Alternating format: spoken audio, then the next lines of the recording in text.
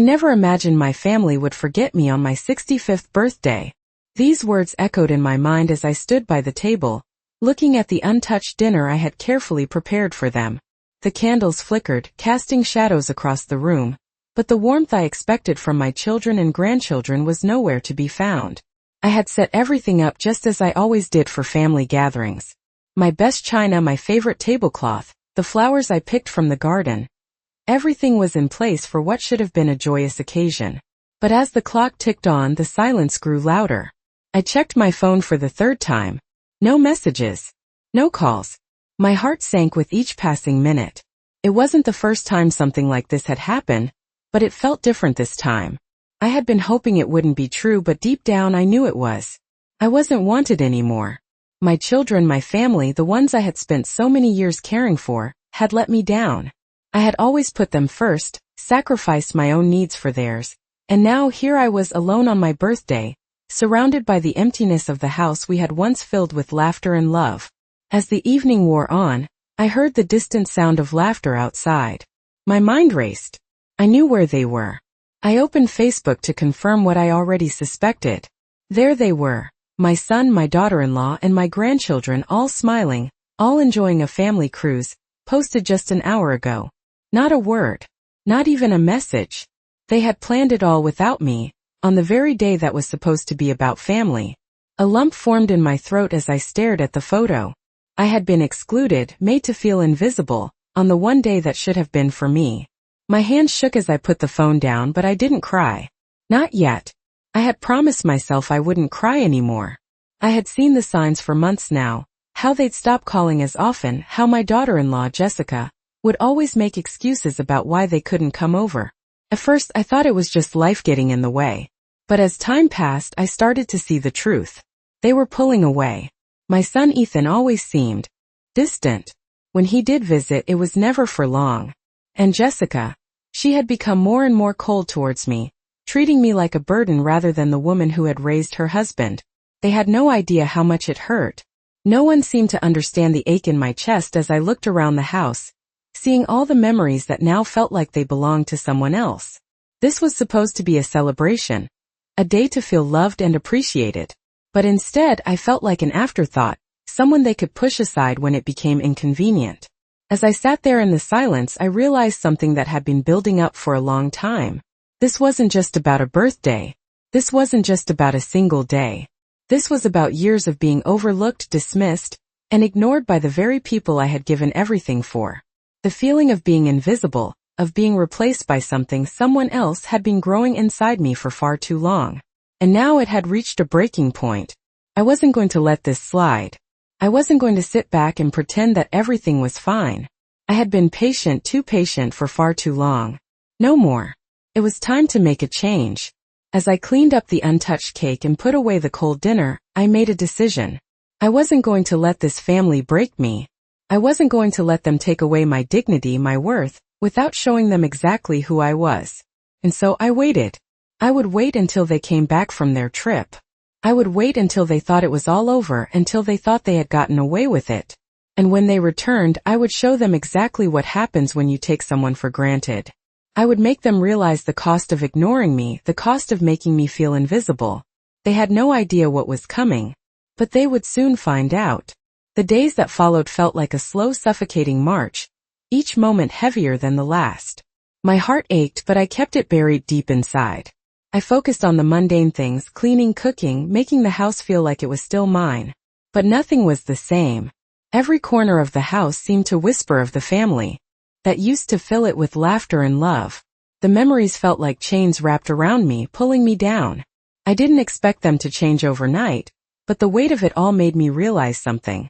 This wasn't just about me being excluded from one dinner or one birthday. This was a pattern, a slow erosion of everything I had been to them. They were pushing me out piece by piece, and the worst part was that I let them. I had let my son and daughter-in-law treat me like I was invisible for far too long. I always thought that with enough patience, enough love, they would see me again. But I was wrong. I had been wrong for a long time. The worst part wasn't that they took me for granted, it was that they didn't even realize they were doing it. They thought they were doing nothing wrong. They thought I would always be here waiting for them to come back, waiting for them to acknowledge me. But I wasn't waiting anymore. I couldn't. I had given them everything I had, and what did I get in return? Loneliness. Silence. A family that no longer seemed to care. After they returned from their trip, I could feel the tension in the air. They didn't even try to make up for it.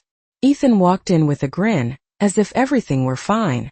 Jessica, ever so polished, greeted me with that same fake smile she always wore. "How was the trip?"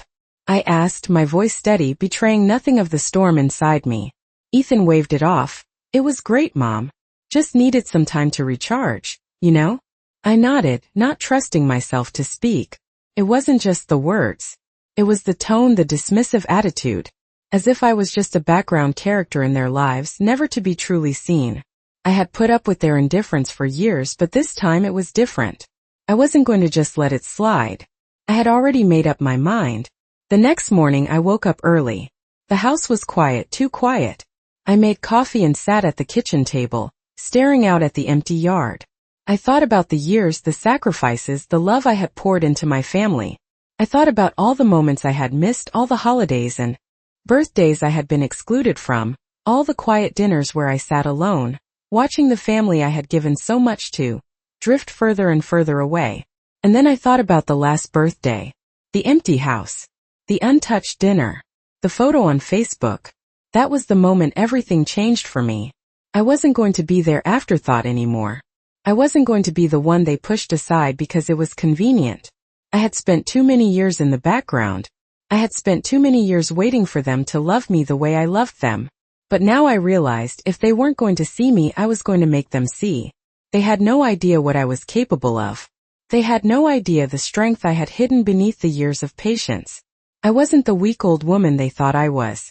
I wasn't the one who would just accept their neglect without saying a word. No, this time I was going to take control. I was going to make them understand that I was not just their mother and mother-in-law, I was a person who deserved respect. And that respect would come whether they liked it or not. The time had come to stop being invisible. It was time for me to be seen. When Ethan and Jessica returned from their weekend getaway, I would confront them. I would finally say what I had been holding back for so long. I would make them realize what they had done to me. They would see that I wasn't just going to sit back and accept their treatment any longer. I wasn't going to let them forget me. They would pay for making me feel invisible, for making me feel like I didn't matter. And I would do it in a way they would never expect. My hand shook slightly as I set my coffee cup down, but there was a sense of calm settling over me. This was it. The moment I had been waiting for. I wasn't going to beg for their love or attention anymore. I wasn't going to grovel. I had given them everything, and now it was time for them to realize how much I had sacrificed. They had underestimated me for far too long.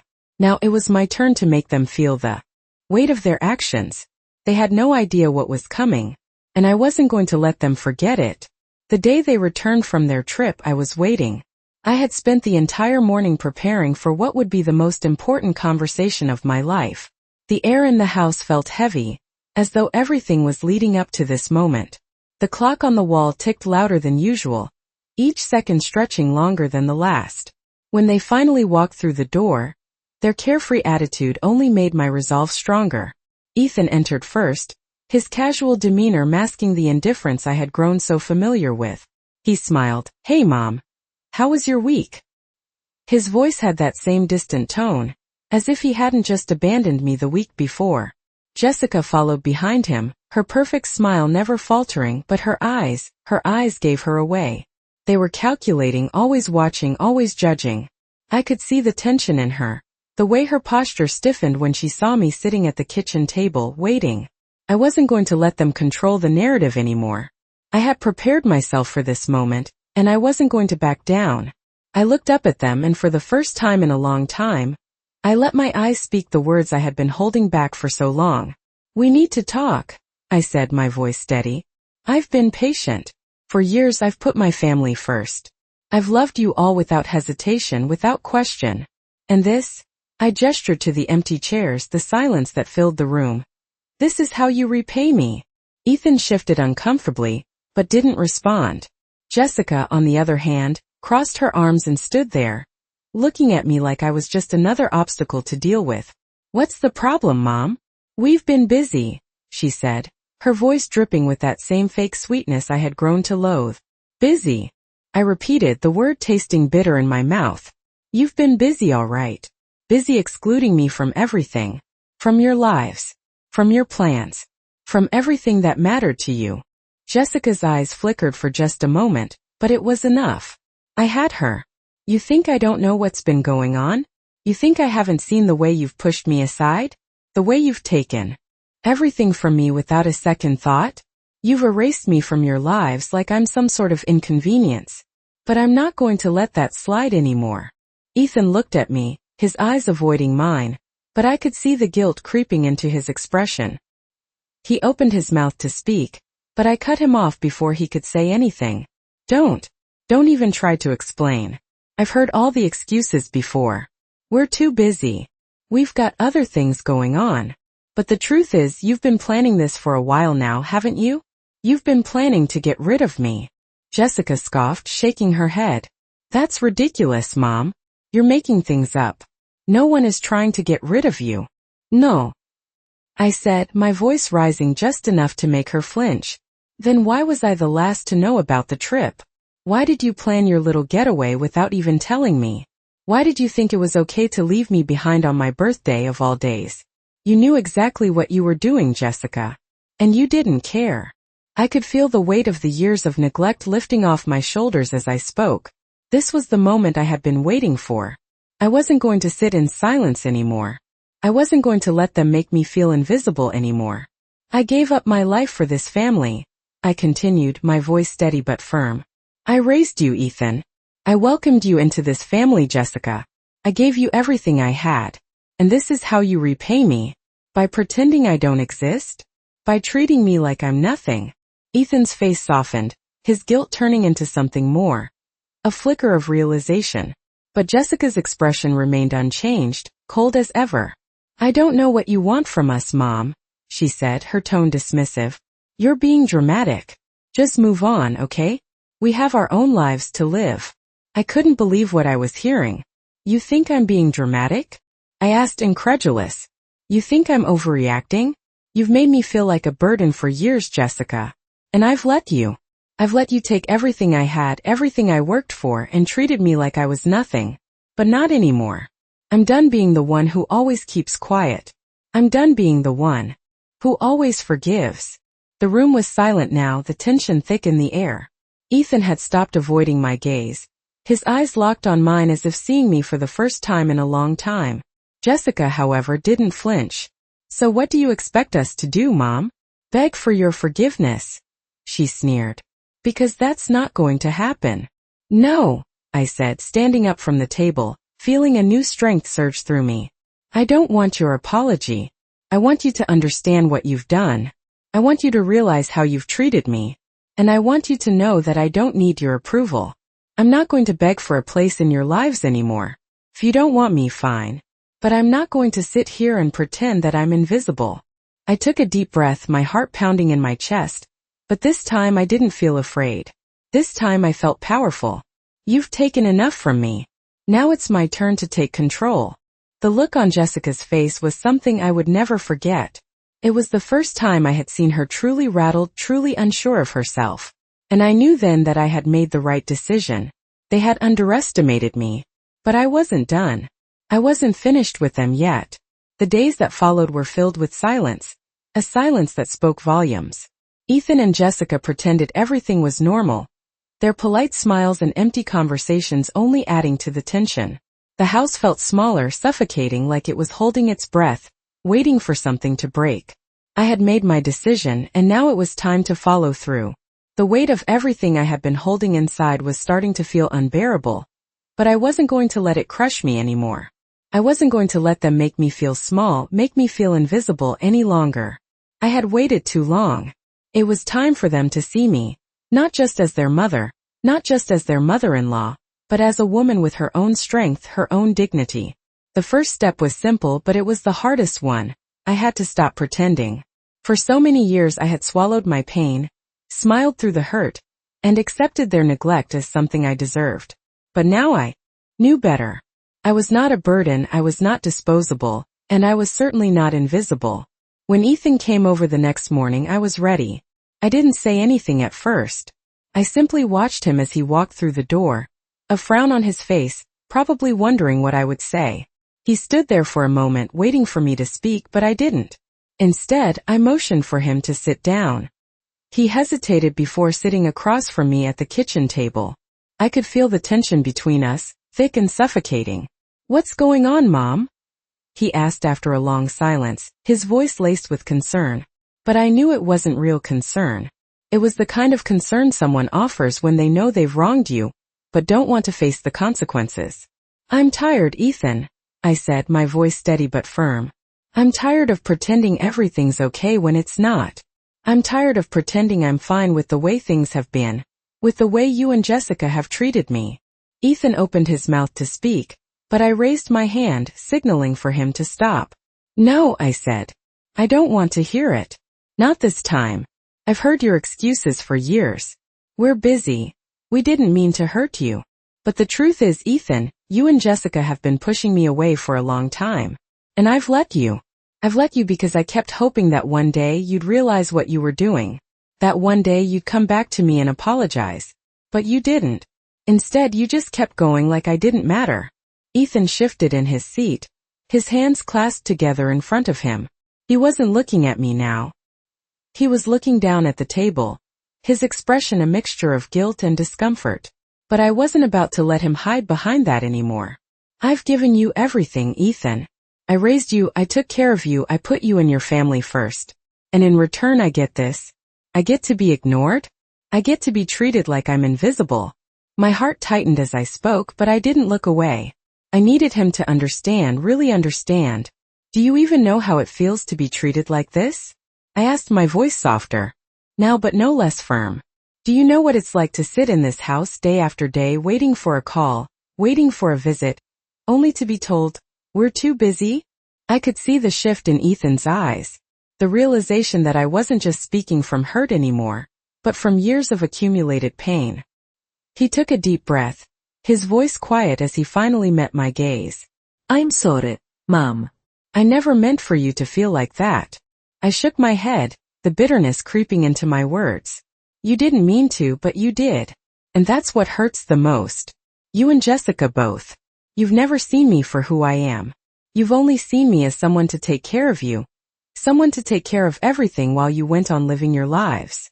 Ethan looked like he was going to say something else, but I stopped him again. "Don't apologize, Ethan. Don't apologize for something you've been doing for years and never bothered to change. What I need from you is not an apology. What I need from you is to see me, to acknowledge me, to recognize that I am not just some woman who waits around for her family to notice her. I am not a burden. I am your mother, and I deserve respect." He sat in silence for a long moment, and when he finally spoke, it wasn't what I expected. "You're right, Mom. I've been so wrapped up in my own life, I didn't see how badly I was treating you. And I'm sorry for that. But I'm not sure how to fix it." I nodded slowly, feeling a mix of relief and frustration. "It's not just about fixing it, Ethan. It's about change.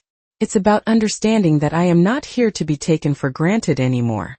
I will not stand by and let you forget me, let you push me out of your life. I will make sure that I am seen whether you like it or not. I am not invisible." There was a long silence after that, one where neither of us spoke. Ethan seemed to be processing everything I had said, and I could tell he was struggling with the reality of what I was saying.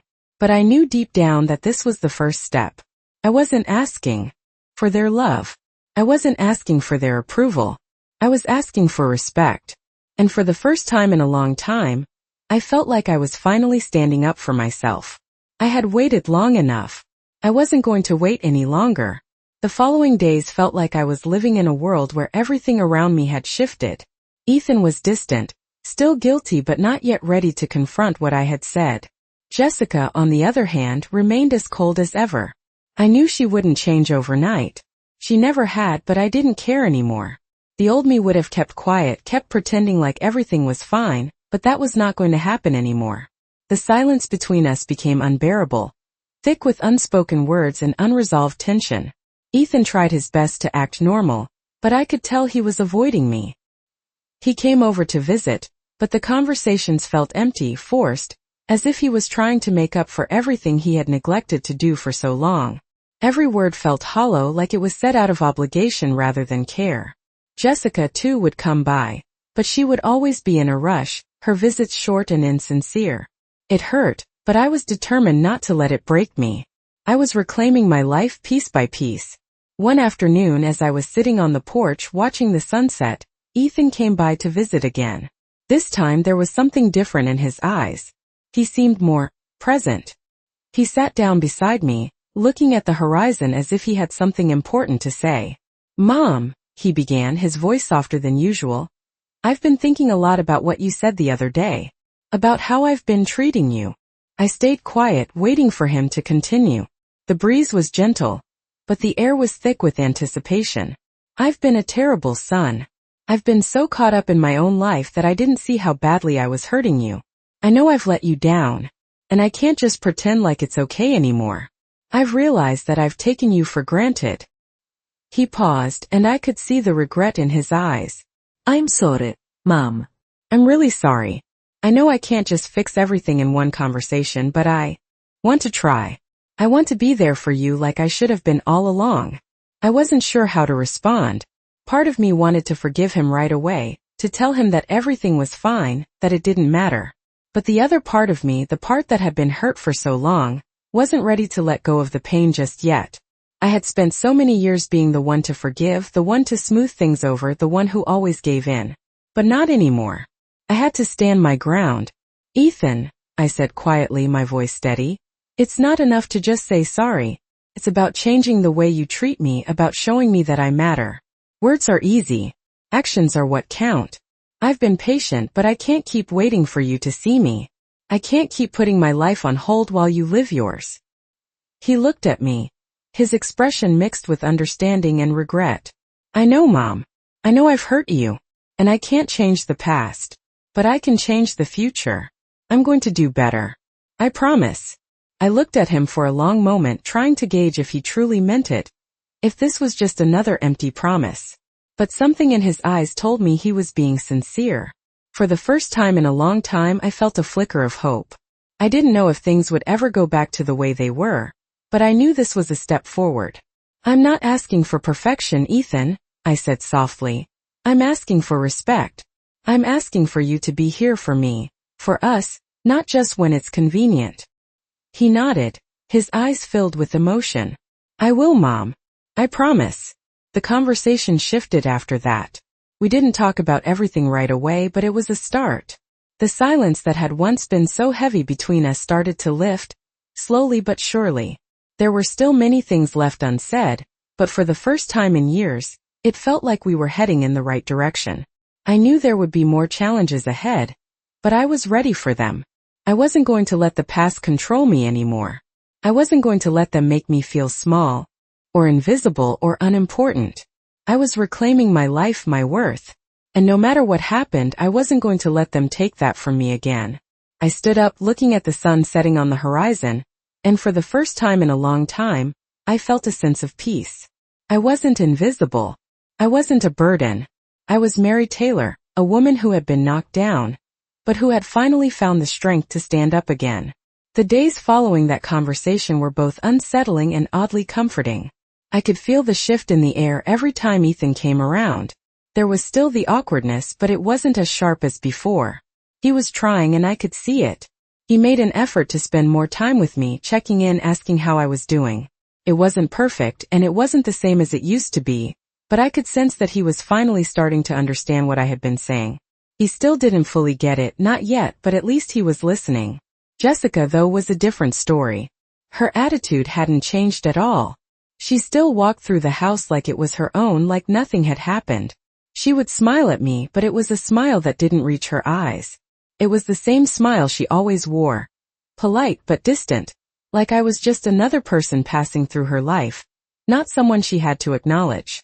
I wasn't surprised, but I couldn't help the pang of disappointment that twisted inside me every time she acted like I wasn't there. One afternoon, she came over while Ethan was at work. She walked in, her heels clicking on the hardwood floor, and immediately headed straight for the kitchen. I was sitting at the table sipping my coffee, my eyes on the window, but I could feel her presence. She didn't speak at first, just moved around the kitchen, opening and closing cabinets like she owned the place. Finally she spoke, her voice light and almost too cheerful. "How are you doing, Mom?" she asked, but the way she said it made it feel more like an obligation than a genuine question. I didn't answer right away. I wasn't in the mood for pleasantries, not after everything that had happened. "I'm fine," I replied, my voice steady, not giving her the satisfaction of knowing how much her presence irritated me. "Good," she said, her tone almost too upbeat. "I'm glad to hear it. Ethan said you were doing better." I could hear the thinly veiled concern in her voice, but it didn't fool me. I knew she wasn't really asking. She wasn't genuinely interested in my well-being. She was just checking off a box. "He's trying," I said, my words measured. "But you're not," I added, my gaze meeting hers for the first time. There was no hiding the truth now. Jessica's smile faltered for just a moment, but she quickly recovered. "What do you mean by that?" she asked, her voice tightening. I could see the walls go up around her. She wasn't used to being confronted. She wasn't used to being called out. "I mean," I said slowly, choosing my words carefully, "that while Ethan is at least trying to make things right, you're still acting like nothing's changed. Like nothing matters." She paused, her fingers tightening around the edge of the counter. For a moment I thought she might say something, maybe defend herself, but she just stood there in silence. "You've treated me like I don't matter for so long, Jessica. Like I'm just something in the background of your life, something to be dealt with when it's convenient for you," I continued. "But I'm not going to be that person anymore. I'm not going to let you walk all over me." Her eyes narrowed, but she didn't say anything. She just stood there watching me like she was trying to decide whether or not to argue. After a long pause she spoke again, her voice quieter this time. "I didn't mean to hurt you, Mary," she said, the words almost a whisper. You didn't mean to?" I interrupted, my voice sharper than I intended. "That's the problem, Jessica. You never mean to, but you keep doing it. Over and over again. You hurt me, and you don't even see it." I could see the discomfort in her eyes now. She wasn't expecting this. She wasn't expecting me to stand up for myself. But it wasn't about what she expected. It was about what I needed. "I've spent my whole life trying to make sure everyone else was happy," I said, my voice softer now but no less firm. "I've spent years putting everyone else's needs above my own. And in return, I get to be treated like I'm invisible. That's not something I'm willing to accept anymore." She looked away, her lips pressed together, but she didn't argue. She just stood there in silence, the weight of my words hanging in the air between us. For a moment, it felt like everything had stopped. I wasn't sure what was going to happen next. I didn't know if she was going to apologize or if she was going to walk away. But then, after what felt like an eternity, she spoke again. "I never meant to make you feel that way," she said, her voice quieter now. "But maybe I've been selfish." I didn't say anything at first. I just looked at her, trying to figure out if she was being sincere, or if she was just saying what I wanted to hear. "Maybe I haven't been fair to you," she continued, her voice almost hesitant. "I don't know. I guess I just got so caught up in everything. I didn't realize how much I was pushing you away." Her words were small, almost as if she were unsure of herself for the first time. I could see the crack in her facade, but I didn't know if it was enough. "You can't just say sorry, Jessica," I said quietly, my voice firm. "You have to show me. You have to show me that you really care." She nodded slowly, her eyes meeting mine for the first time in what felt like forever. "I will," she said, her voice soft but sincere. "I promise." I didn't know if I could believe her. But for the first time in a long time I felt like there might be hope. Maybe this was the beginning of something. Maybe, just maybe, we could rebuild what had been broken. It wasn't going to be easy, and it wasn't going to happen overnight. But I wasn't going to give up. Not now. Not when I had finally found my voice.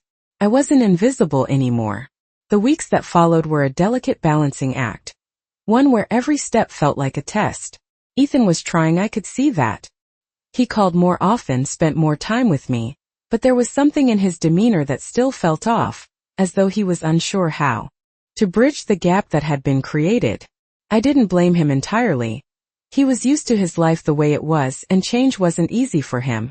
But I couldn't keep pretending everything was fine. I couldn't ignore the fact that Jessica was still acting like nothing had happened. She would drop by, but her visits were always brief, always filled with small talk. There was no real effort, no genuine attempt to make amends. It was the same old Jessica, the one who barely acknowledged me unless it was necessary. I had hoped, maybe foolishly, that she would change. That after everything I said, she would begin to understand the damage she had caused. But she didn't. Not yet, at least. I was sitting at the kitchen table one afternoon, sipping my tea and staring out the window. The house was quiet, peaceful in a way that it hadn't been in years. But the stillness only made the absence of my family more pronounced. I could hear the sound of the doorbell, and a few seconds later, Jessica stepped inside. She was wearing her usual smile, but this time there was something different in her eyes. Something hesitant, uncertain. She walked over to the counter and began fiddling with the dishes, avoiding my gaze. "I brought you something," she said, her voice soft. I didn't say anything at first, just watched her. She was holding a small box wrapped in plain paper. "For what?" I finally asked, my tone flat. "Just for you," she replied, her voice trailing off as if she wasn't sure what to say next. I could tell she was nervous, and part of me almost wanted to let her off the hook. But I couldn't. Not after everything. "You can't just bring me a gift and expect everything to be fine, Jessica," I said, my voice steady. "You can't just pretend like nothing happened." She looked at me, and for the first time in a long time, I saw a flicker of guilt in her eyes. "I know," she whispered, her shoulders slumping. "I know I've messed up. I've been a terrible daughter-in-law, and I haven't been fair to you. I'm sorry." The words were there, but there was still something behind them that felt hollow, like she was saying what she thought I wanted to hear, not what she truly felt. I wanted to believe her. I wanted to forgive her, to let go of the anger that had built up inside me over the years. But I wasn't sure I could. I wasn't sure I wanted to. "Sorry isn't enough anymore," I said quietly, watching her closely. "You can't just apologize and expect everything to go back to the way it was. You've hurt me, Jessica. And you don't even realize the extent of it." She opened her mouth to respond, but I held up my hand, silencing her. "No. I've spent so many years trying to make everything okay, trying to make everyone happy, but I've forgotten about myself in the process. And I'm not going to do that anymore." Jessica stood there, frozen, her eyes downcast. "What do you want me to do?" she asked softly, her voice barely above a whisper. I looked at her, really looked at her, and I saw the vulnerability in her that I hadn't seen before. It wasn't much, but it was enough to make me pause. "I want you to see me, Jessica. To really see me," I said, my voice gentle now. "I want you to understand that I'm not just here for you to take for granted. I'm not just a side character in your life. I'm your mother-in-law, and I deserve your respect." There was a long silence, and for a moment, I wasn't sure if she was going to say anything at all. But then she took a step forward, holding out the small box to me. "I know it's not much," she said, her voice trembling. "But I'm trying. I'm trying to do better." I took the box from her slowly, my heart heavy with the weight of everything that had been left unsaid. I opened it to find a small, simple necklace inside. It wasn't expensive, but it was something she had thought of, something she had chosen for me. I didn't know what to say. I wasn't sure if this was the gesture that would change everything. But in that moment I realized that maybe it wasn't about the gift. Maybe it was about the effort. Maybe it was about the fact that she was finally acknowledging the hurt she had caused. "Thank you," I said quietly, my voice softening. "But it's going to take more than a necklace, Jessica. It's going to take time. It's going to take work. And I'm not sure if I can forgive you just yet." She nodded, tears welling in her eyes. "I understand," she whispered. "I'll keep trying. I promise." I didn't know if I could believe her yet, but for the first time I felt a glimmer of hope. Maybe, just maybe, there was a chance for us to rebuild what had been broken. It wasn't going to be easy. It wasn't going to be quick. But it was a start. And that was all I could ask for. The silence in the room wasn't as suffocating as before. It wasn't as heavy. For the first time in a long time, I didn't feel invisible. Maybe things were starting to change after all. The days passed, and with each one, I felt the walls between Jessica and me starting to come down. It wasn't an immediate transformation, but I could see the effort in her eyes.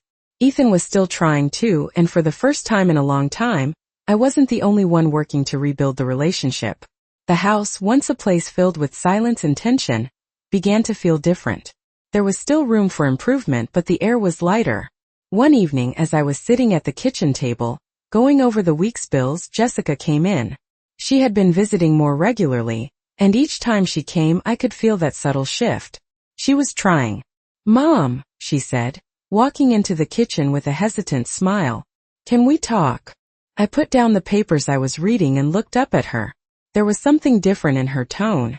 It wasn't the usual defensive edge that I had become so used to. It was softer, quieter, almost vulnerable. "Of course," I replied, motioning for her to sit down. She hesitated for a moment before sitting across from me, her hands clasped in front of her. "I've been thinking a lot about what we talked about the other day," she said, her voice quieter than usual. "I know I've made mistakes, and I know it's not going to be easy to fix everything, but I want you to know that I'm really trying." I nodded slowly, waiting for her to continue. "I've been so caught up in my own life, in what I wanted, that I didn't stop to think about how my actions affected you. I never thought about how you felt, how much I was pushing you away. And I'm sorry for that." She paused, looking down at her hands, as if gathering the courage to say something else. "I know I've hurt you. I know I've taken you for granted. And I don't expect you to just forgive me right away. But I want to try and make things right. I want to be better for you, for Ethan, for the family." Her words were sincere, and I could see that she wasn't just saying them to make me feel better. There was a real shift in her, something I hadn't seen before. I sat in silence for a moment, letting her words settle in. I could feel the anger I had been holding onto for so long start to dissolve, but it wasn't gone completely. Forgiveness wasn't something I could just give away. Not yet. But I was willing to try. "I hear you, Jessica," I said finally, my voice steady. "And I appreciate you saying that. I know it's not easy to admit when you've been wrong, but it's going to take time for me to heal from everything that's happened. And that's something we'll have to work on together." She nodded, her eyes filled with understanding. "I understand," she said softly. "I'll do whatever it takes. I know it's not just about saying the right things. It's about showing you that I'm really committed to changing. I don't want to be the person I was. I want to be someone you can trust again." It was the most honest conversation we had ever had, and for the first time I believed her. It wasn't going to be easy. It wasn't going to happen overnight. But I could see that she was willing to put in the effort, and that meant something. "I'm not asking for perfection, Jessica," I said, my voice softer now. "I'm asking for respect, for understanding, and for a real effort to change. I'm not going to pretend everything is fine, and I don't expect you to either. But we can start over slowly. And maybe, just maybe, we can rebuild what we've lost." She smiled, a genuine smile that reached her eyes. "Thank you, Mom," she said. "I'll make sure I show you every day that I mean it." As she left. That evening I sat back in my chair, reflecting on everything we had just talked about.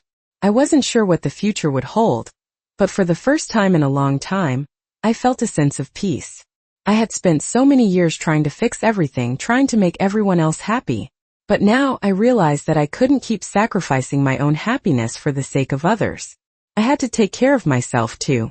And part of taking care of myself meant accepting that change wasn't always going to be immediate. It meant accepting that healing takes time. The road ahead would still be challenging. I knew that. But I also knew that for the first time there was hope. Hope that things could be different.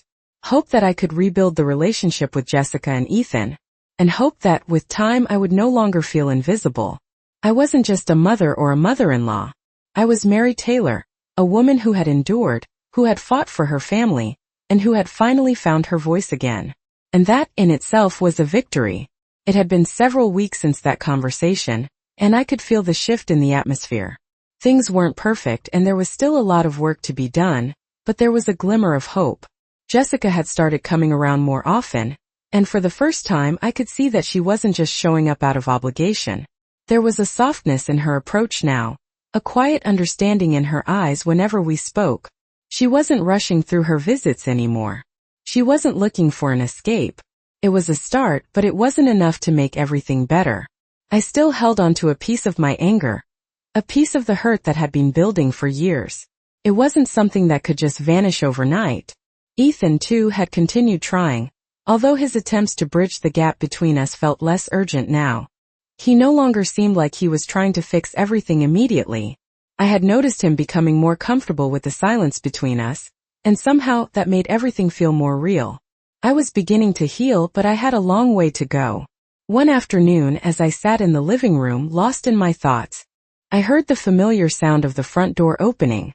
Ethan stepped inside, looking a bit worn, like he had just come from work. He smiled when he saw me sitting there, and I noticed how much softer his smile had become over the past few weeks. "Hey, Mom," he said, walking over to where I was sitting. "How's everything going?" "Better," I replied honestly, offering him a small smile. "Better than it was, at least." Ethan sat down next to me, his posture relaxed. "I'm glad to hear that. I know it's been tough, but I think we're getting somewhere, right?" I nodded, taking a deep breath. "It's not going to be perfect, Ethan. It's never going to go back to the way it was. But I can see you're trying. And that means something to me." He looked at me, his eyes full of sincerity. "I know I haven't been the best son. I've taken you for granted. I've been selfish. And I'm sorry. I'm trying to be better for you, for all of us." I could hear the honesty in his voice, but the years of disappointment still lingered in the back of my mind. I couldn't simply erase that pain, but I knew that his actions were starting to match his words. And that in itself was progress. "I know, Ethan," I said, my voice calm. "And I believe you. I do. But I need more than just words. I need consistency. I need to know that this isn't just a phase, that you're not going to forget about me when things get busy again." "I won't," he promised. "I'm not going to forget you. I've learned my lesson." There was a brief silence, but it wasn't uncomfortable. For the first time in a long time, I felt like we were both on the same page. And in that moment I realized something. This was what it meant to rebuild. It wasn't about forgetting the past, but about moving forward together. That evening after dinner, Jessica came over. She seemed quieter than usual, almost nervous, but she still made the effort to sit with me, to talk. It wasn't easy for her, I could tell. But she was trying, and that was enough for now. "I wanted to apologize again," she said, her voice low. "I know I've messed up. I know I've hurt you, and I don't know if I can make up for everything, but I'm going to try.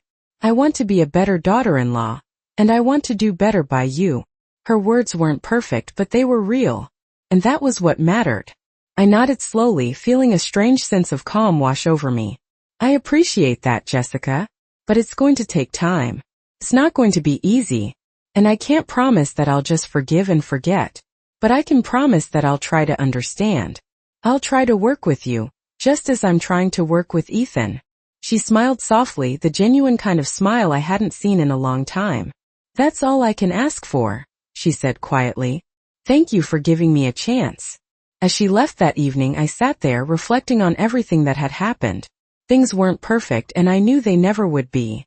But for the first time in a long time, I felt a sense of peace. I wasn't invisible anymore. I wasn't forgotten. I was finally being seen, not just as a mother, not just as a mother-in-law, but as a person. Person who mattered. It wasn't the end of the road. It was only the beginning. But I had learned something important through all of this. I didn't need anyone's approval to feel worthy. I didn't need anyone's validation to know that I was enough. I had spent so many years trying to prove my worth, trying to earn the love and respect I thought I needed. But now I realized that the most important thing was to love myself first, to respect myself first. And in doing that, I had begun to teach the people around me to do the same. I wasn't just Mary Taylor anymore. I was a woman who had found her voice, a woman who had learned to stand up for herself. And that, in itself, was the most powerful thing I had ever done.